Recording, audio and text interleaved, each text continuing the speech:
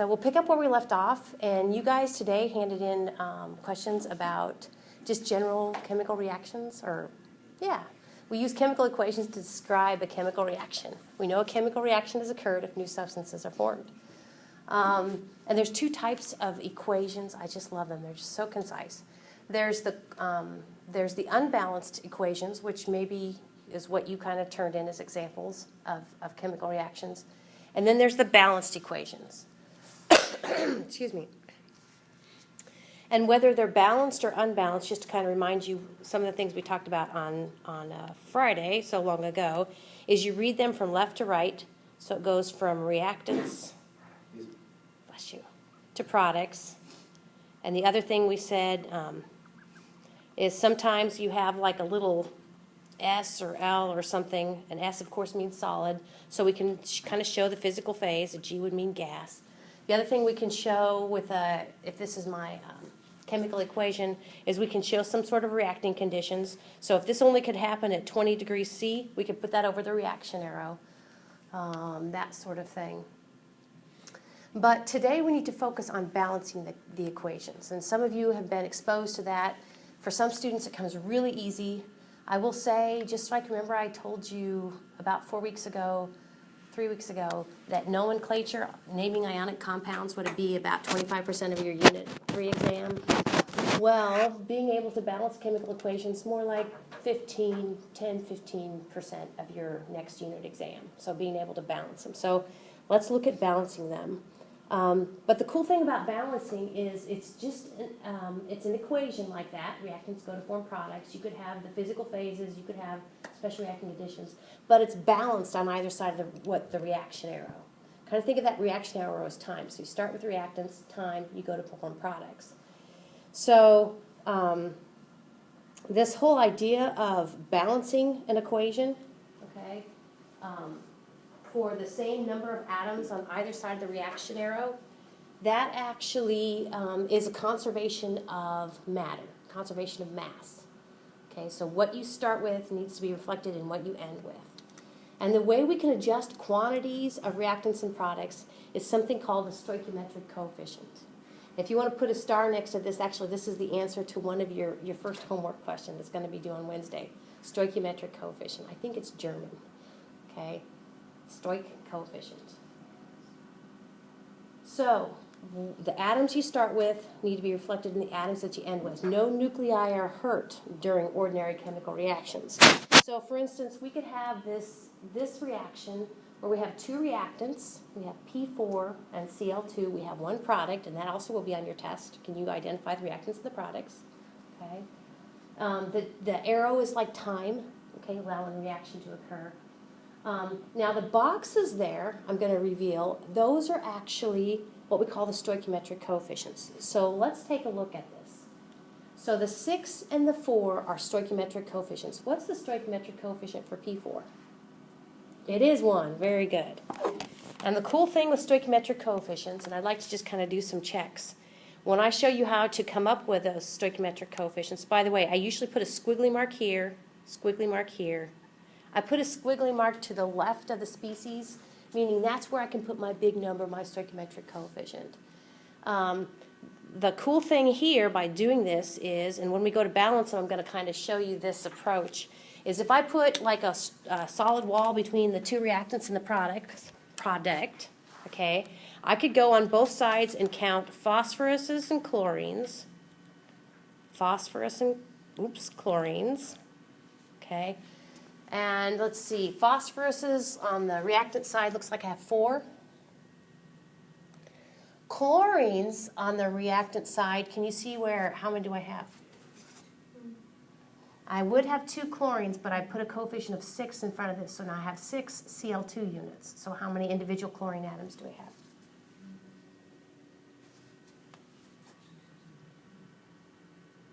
So we're focusing on this. How many chlorine atoms? The 6 means I have 6. 6 means I have Cl. Oh, I don't know if I have enough patience to do this. I have 6 of these. Okay. Goodness. That's 3. Cl. That's 5, Cl, Cl. That's 6. So how many individual chlorine atoms do I have? I have 12. Yep. Oh, I heard somebody say 12 now. Yep. Very good.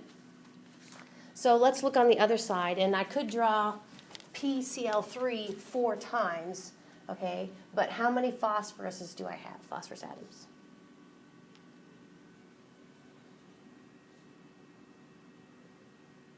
If I have 4 of these PCl3 units, how many individual phosphorus atoms do I have?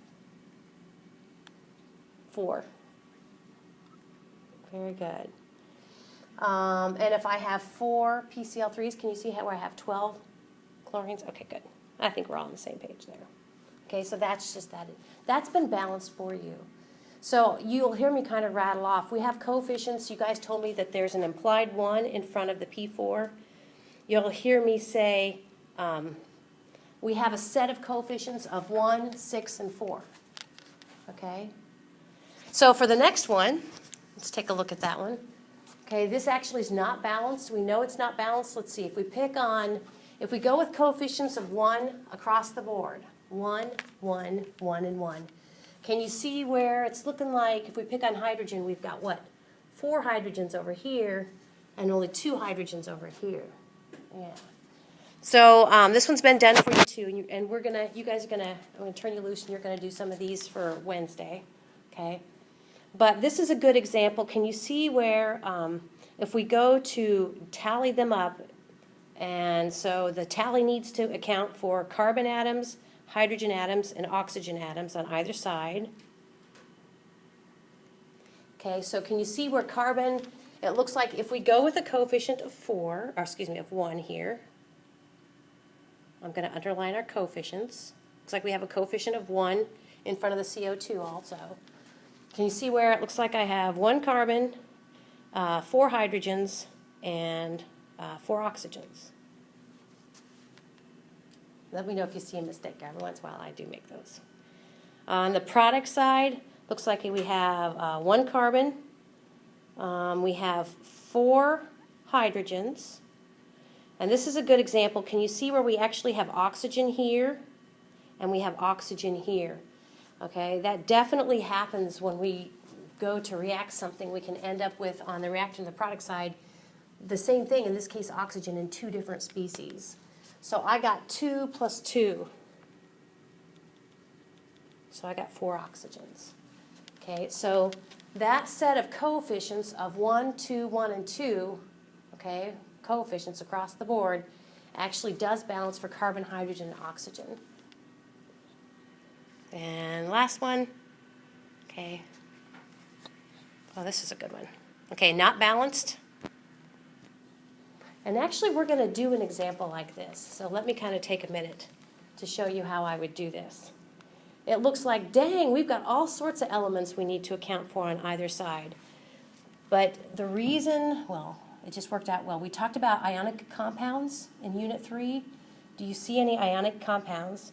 And if you do see ionic compounds, then you're going to keep those what we call polyatomic ions. You're going to keep those grouped. So here, when I kind of look on either side of the reaction arrow to see if the coefficients of, looks like 1, right? Oops, sorry. Coefficient of 1, 6, 2, and 3. Okay. That set of coefficients, let's take a look and see how it balances it. So I said keep the, do you see where SO4, I'm hoping you guys recognize that that is SO4 2 minus. We're going to keep it together. We're not going to break the sulfur and the oxygen up. Maybe you recognize another one. Okay, we're going to keep that together too. The OH minus, we're going to keep that together. Let's see, what else do we need to account for? It looks like aluminums and sodiums.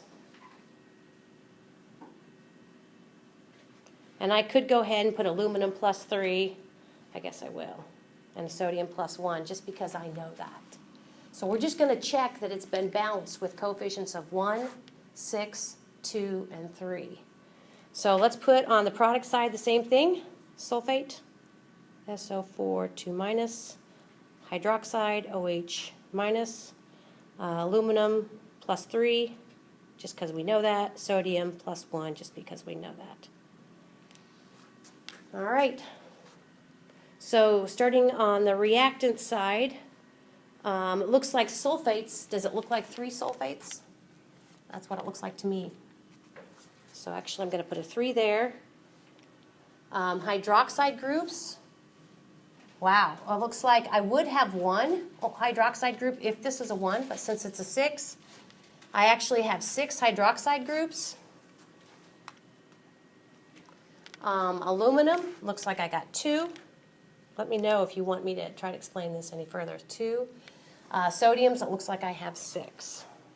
Again, we're just checking. You guys are going to come up with that set of coefficients here in a little bit. But if you keep the SO4 2 minus by itself, then that kind of just helps. You don't have to. I'm just trying to be helpful. So on the product side, if we look at sulfates, it looks like we have 3 Na2SO4s, so that gives us 3 sulfates. With regard to hydroxide, it looks like each Al aluminum hydroxide has 3 hydroxides. We have 2. So do you buy this? We have 6 hydroxide groups. I do.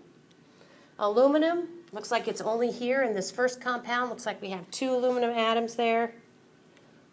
Sodium, looks like we have in each sodium sulfate, we have 2 sodiums, and we have 3 sodium sulfates.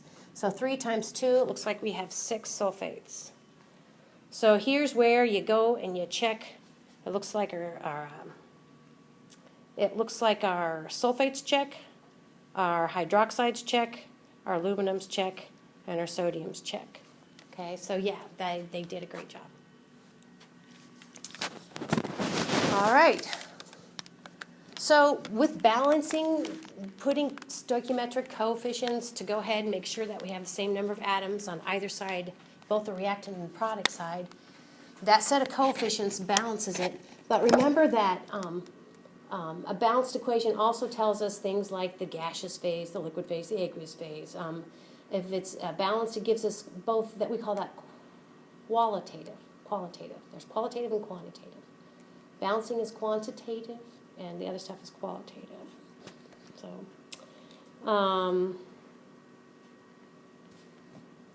oops, sorry. So you guys are gonna be doing this. And like I said, on your test, you're gonna do this. In your homework, you're gonna do this. Life's just like this.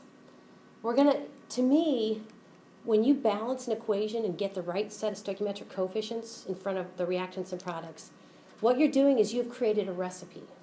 You've actually said, look, out in the factory, if you start with this out in the factory, you're going to end up with this. Okay? Chemical reactions can be kind of thought of as cooking, and that's your recipe. Just like if you use a recipe, it tells you how many cups of this and that you need to use, and your recipe will also say what the yield is.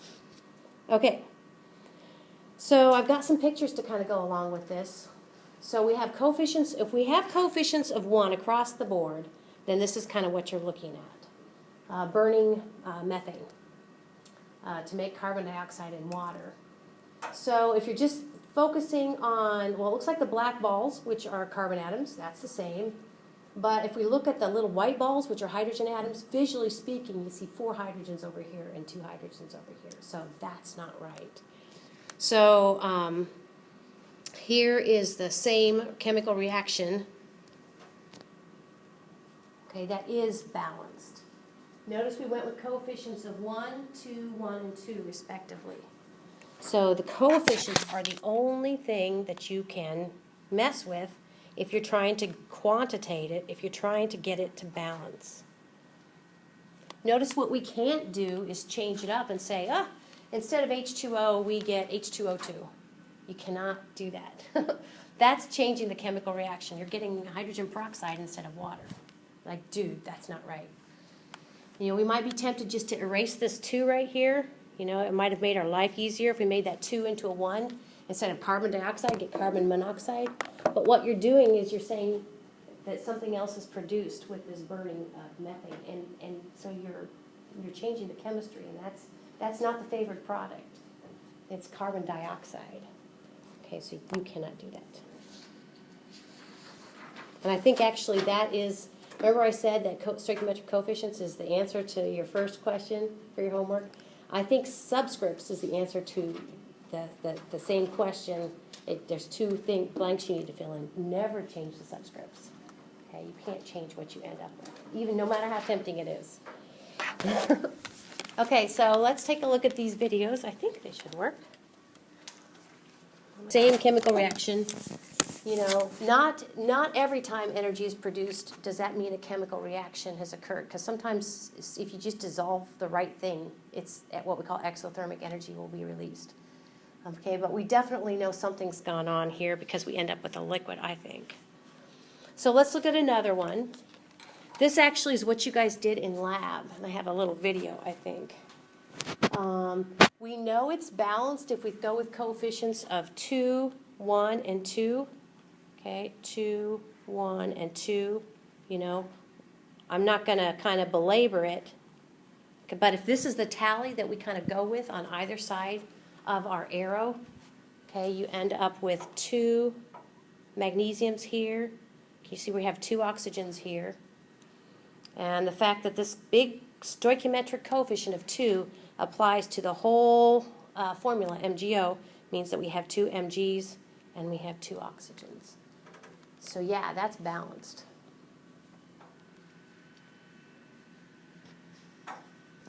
So this is what you did in lab, except this. So when you come up with that set of stoichiometric coefficients, and remember, if you don't put a coefficient in front of something, it's inferred 1. You guys told me that. But when you come up with that nice little balance of coefficients for everything, for all the reactants and all the products, basically, like I said before, you are applying the conservation of matter. Okay, and it's cool. There's, you know, it's funny because there's a phrase out there, something about nothing is for sure in life except death and taxes, right? Sad but true this time of year, yeah. But conservation of all sorts of things is for all of us. You know, conservation of energy, conservation of matter. I just think it's a wonderful thing. So let's go ahead and take a look at how I would suggest you go about coming up with that set of stoichiometric coefficients, that set to how to balance a chemical equation. Excuse me. So in my other class, at the end of Gen Chem 1, actually, we talk about how to balance, come up with coefficients using a oxidation reduction method. But this is a lot easier. This is just by trial and error. So if you want to bring pencil to exam, you can. Or if you usually use a pencil on your exam, I would. When I balance them, a lot of times I'm erasing the coefficient I put there, and I'll kind of show you why. It's kind of a back and forth sort of thing. Reactant and product. So, but the 2 main rules we've talked about, first off, is you cannot change the subscripts. You cannot change the subscripts. You can't take H2O and make it H2O2. You can't take CO2 and make it CO. No matter how convenient it is. You're making up your own chemical reaction then. The other thing is definitely change those stoichiometric coefficients. And if you've probably got the idea if you didn't already kind of know what stoichiometric coefficients look like, they are big numbers, and those big numbers are to the left. Get my left and rights mixed up. They're big numbers to the left of each species, so you can change those. And on my answer keys, a lot of times you'll see like a squiggly line that kind of shows you where you can change it. Okay. And then just a third note, we've seen it come to play when we've kind of checked balance, if an equation was balanced. Remember that big number, that stoichiometric coefficient applies to the entire formula. Okay? So, here we go. So you guys can take a stab at this, and I'll kind of walk you through what I would do. I would draw a brick wall. I would put Fe is equal to, H is equal to, O is equal to on both sides. Actually, I think, you know, some people maybe just write it once and kind of somehow, however you want to organize it. And so what we start out with is with coefficients of 1 across the board, so we have 1 iron, we have 2 hydrogens, 1 oxygen. Looks like we have a whopping 3 irons on the product side, 2 hydrogens and 4 oxygens. You go get a cup of coffee. And I'm going to put little squiggly marks here. That was my take a break sort of thing. So where I have my squiggly mark is the only thing I can do up in the equation to change the number of atoms of everything. Now, what students might want to do is to fix your iron right away, but save your iron. And the reason you want to save your iron, and I have a slide to kind of say why this is, can you see where this is in it's uncombined? What does that mean? It means there's nothing else with it. Uncombined elemental form. I'm going to say leave for last. Okay, so if I'm going to leave my iron for last, then that leaves my oxygens or my hydrogens. And actually, check this out. I'm going to take that same arrow, and do you see the hydrogen on the product side? It's uncombined too. That's low-hanging fruit, okay? The iron and the hydrogen will leave for last. So I guess that narrows it down to the oxygens. So that's where I would start. And I'd see that I have 4 oxygens over here and only 1 here. And I'd recognize that I can get 4 oxygens on the reactant side if I go ahead and put a big old 4 right here. So by putting a 4 in front of the H2O, I need to update my hydrogen and oxygen. So here goes my update. So the 4 in front of H2O means now instead of only 2 hydrogens, I have 8. Okay, I'm going to update it. And instead of 1 oxygen, I have 4, which was actually why I did it in the first place. All right. So, like I said, it's not linear. You kind of go back and forth. So I'm going to leave iron for the way last, but it looks like my oxygens look great. So I'm going to focus on hydrogen. So the way it is, it looks like I've got 8 hydrogens here and only 2 hydrogens here. So I need to bump that up from 2 to 8. So if I put a stoichiometric coefficient of 4 in front of that H2, okay, then actually I get what I want. So I'm going to put a check mark next to that, and sometimes my check marks are temporary. Check marks next to my hydrogen, check marks next to my oxygens. Pretty good. So then the only thing I have left is I have 3 irons on the product side, and so I need 3 irons on the reactant side, and I can get that by putting a 3 here. So I update that 1 to a 3, okay, and now those check too. Now, some are harder than others to balance. This one, okay, so we have a set of coefficients of 3, 4, 1, and 4. Voila. 3, 4, 1, and 4, and it's done. It's balanced.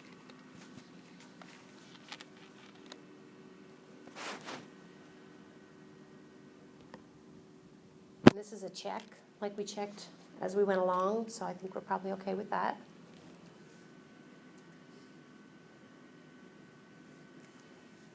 Go on to the next slide, is that okay? Okay. So let's do another one.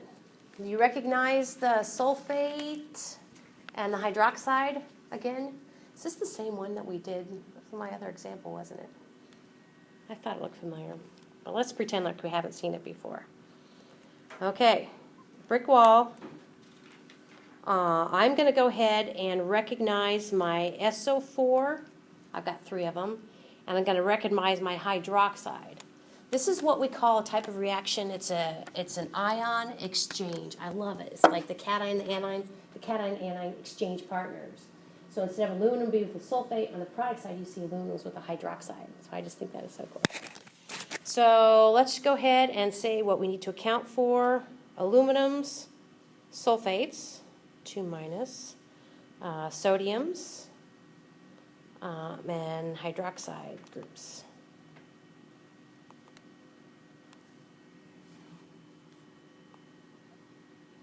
Al3 plus, SO4 2 minus, Na plus, OH minus. So with coefficients of 1 starting off, looks like we have 2 aluminums, 3 sulfates, 1 sodium, 1 hydroxide. On the reactant side, on the product side, we have 1 aluminum, 1 sulfate, 2 sodiums, and 3 hydroxides. Cool. So now there's nothing that I can like set aside like iron or hydrogen. I think it's just kind of a little bit of a mess. We just have to kind of find our way through. So let's see. But let's pick on a polyatomic. Let's fix our sulfates first. Notice that sulfate, we have 3 sulfates over here, and we only have 1 over here. So we're going to go ahead and get 3 sulfates on the product side. I'm going to start out by putting a 3 in front of the Na2SO4. And so to update everything, of course my sulfates update to a 3, that's why I did it. But notice my sodiums update from 2 now to 6. All right, so those look temporarily okay. Sometimes you fix something, you have to come back and fix it a second time. So let's go ahead and fix our hydroxides.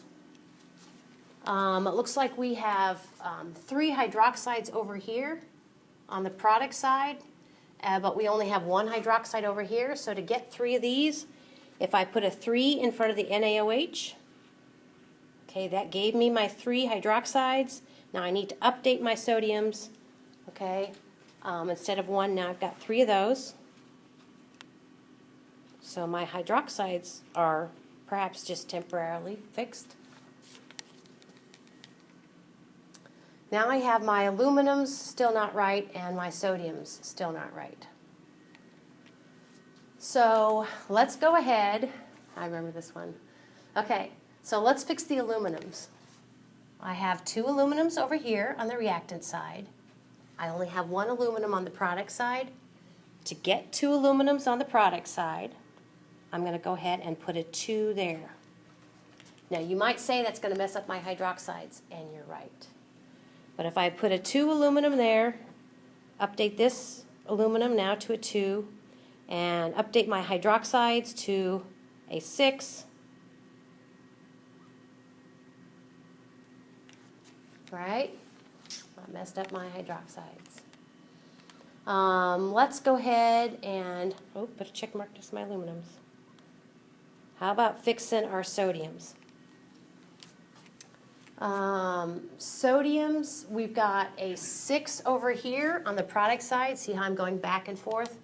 My sodiums, my hydroxides aren't right, but just hang on. Let's fix the sodiums first. I've got a 6 over there for sodiums, and I only have a 3 here. I can get a 6 over here for sodiums if I increase this to a 6. Yep. So this one right here is going to go back up to a 6. Okay, so check this out. If I put a 6 there, that gives me 6 here, and my hydroxide groups are now 6. Sodiums, check. Hydroxides now, check. Do I have checks for everything? Aluminums, 2 sulfates, 3 sodiums, 6 hydroxide, 6. Okay? Now I did this on purpose. Okay? It's kind of messy. Especially if you're in front of a group of people and like, now how do I do that? When I balance, I use a pencil. And I allow a little bit of time. Okay, so I hope you will too. But that is right. And it would have been harder if we had broken out the hydroxide into regular oxygen and hydrogen atoms and the sulfur into regular sulfur and oxygen atoms. But you would get the same thing. Okay, this is verified by polyatomic ion, and the next one I think is verified by atoms.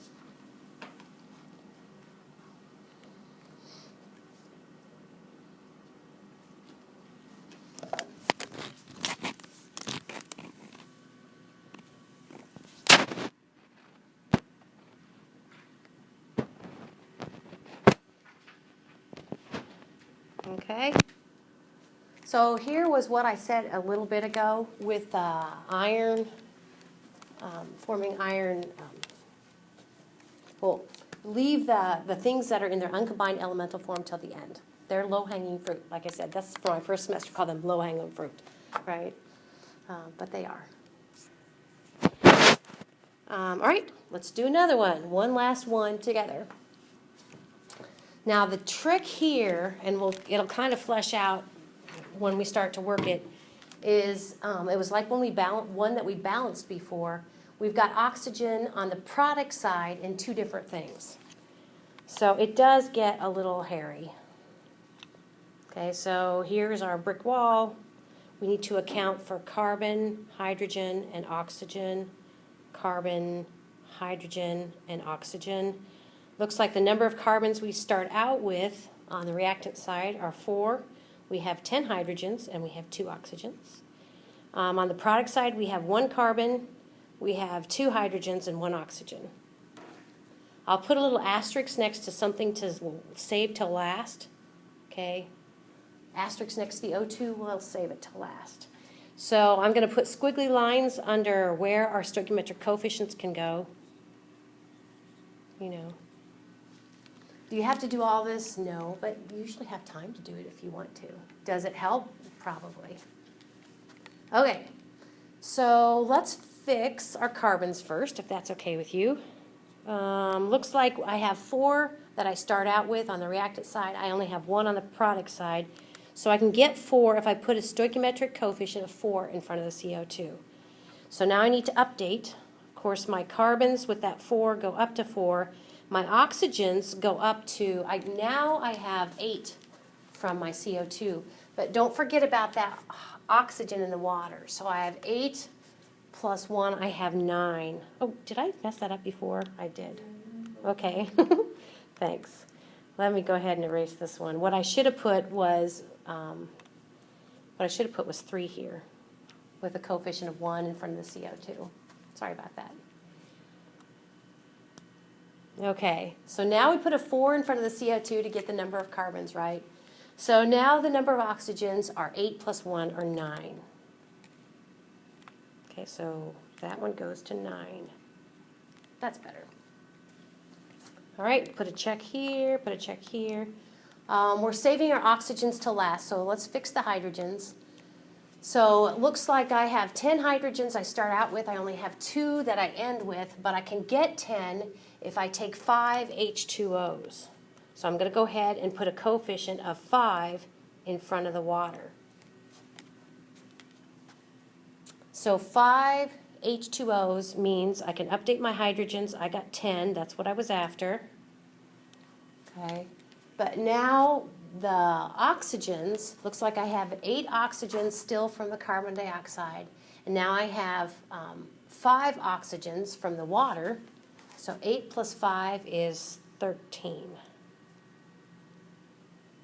All right. So carbon, hydrogen are in sync. Oxygen is not. I have 13 on the oxygens on the product side. I need to get 13 here. I'm going to show you the way I would do it.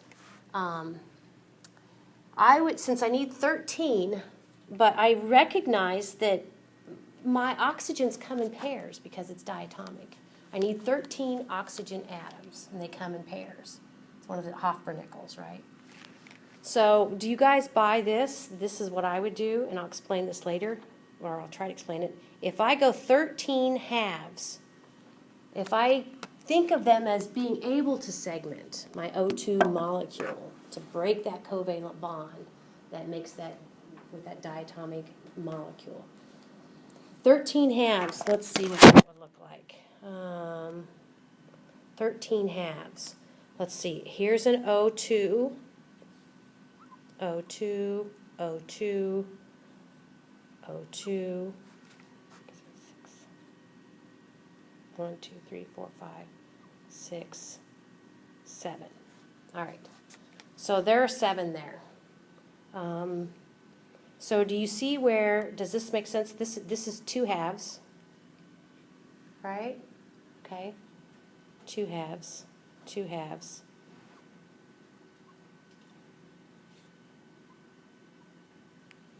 All right.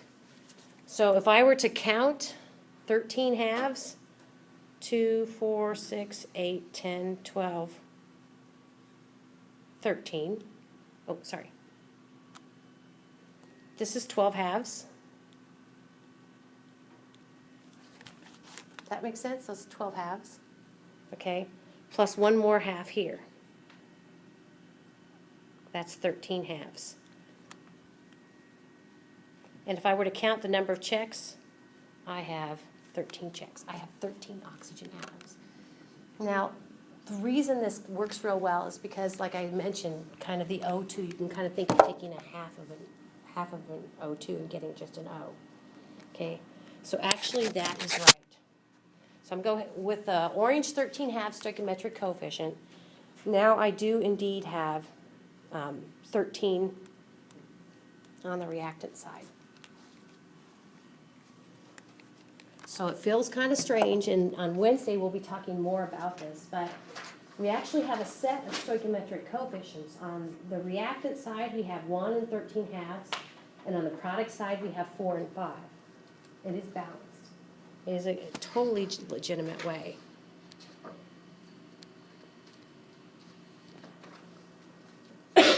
Now, here at the bottom, I've taken the same equation and basically scaled it up to whole numbers. One of the things that I face with coming up with a set of stoichiometric coefficients that work to balance an equation is oftentimes there's more than one set.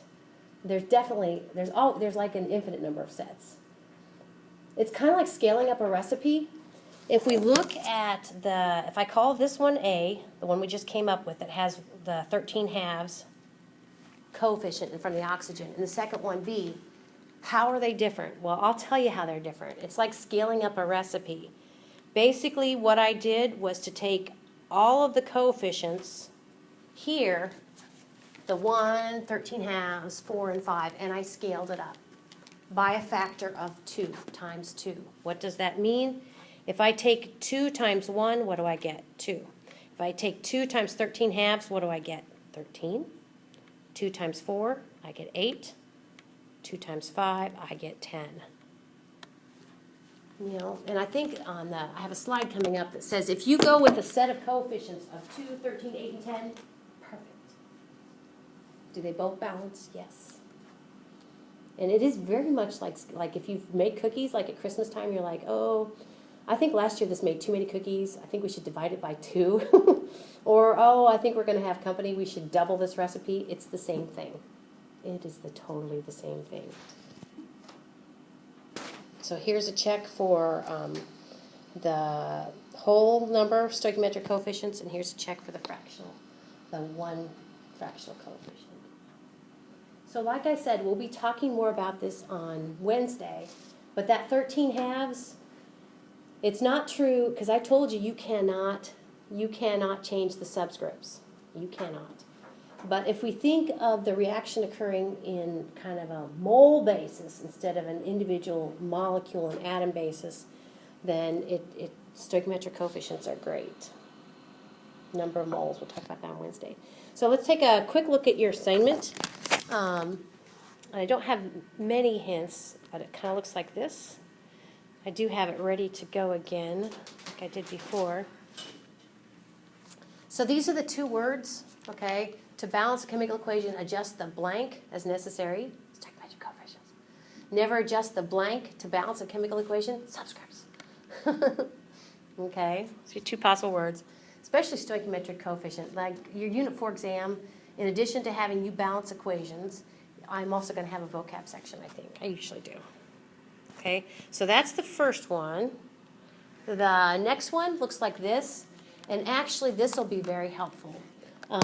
To me, the hint that I'm putting up here right now, you're going to need that hint to work this. It basically wants you to pull from a paragraph, and from the paragraph, it gives you the reactants and the products, and you're supposed to come up with the equation. But I'm giving you the equation instead. It's a cool thing what plants do. Plants take carbon dioxide, you probably know, and they take water.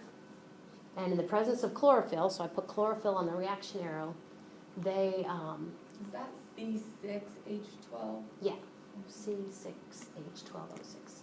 They make glucose. And it's not balanced, obviously, right? Because you'll have 1 carbon on the reactant side and 6 on the product side. And that's what you want us to do. Right, the balanced equation, yep. And these I will go also post on the Twitter feed too. So then I just went ahead and, I didn't work it for you, but I just went ahead and showed you what we've been doing in class to kind of get started. If you start with coefficients of 1 across the board, what do you got for carbon, hydrogen, oxygen? And then the squiggly lines is the only thing you can put a number. And then, the next one is very similar. You have 4 unbalanced chemical reactions. And I just focused on the last one because it was the easiest one to kind of show. That one's not too hard. I can do that one. Some are harder than others. Kind of sweat it out. Okay, but I bet if we put a 2 in front of the HCl, that should do it there, shouldn't it? So that's 50, 52 looks like this. Again, I just kind of took the D one. So this will be great to kind of get you started. Now notice 52 on the product side and 52D. You see HNO3, and you might think, NO3. Well, that's nitrate. NO3 -1. That's nitrate, and you're right. But notice I didn't go with NO3 because on the reactant side, I don't see an NO3. It's not an exchange reaction. And then 54, I think that's the last one. No, we have 56. Okay. So this is 54. I grabbed the bottom one. This one you say, is it balanced? If not, go ahead and balance it. I just went ahead and showed, yeah, they put a coefficient of 2 in front of the Fe, but it's not balanced because the oxygens still aren't, right? Mass. And then this isn't a multiple one. This is just a straightforward burning of propane and balance it. So hopefully that'll kind of get you enough practice that you'll feel comfortable at doing that on your test. Okay? That's all I got.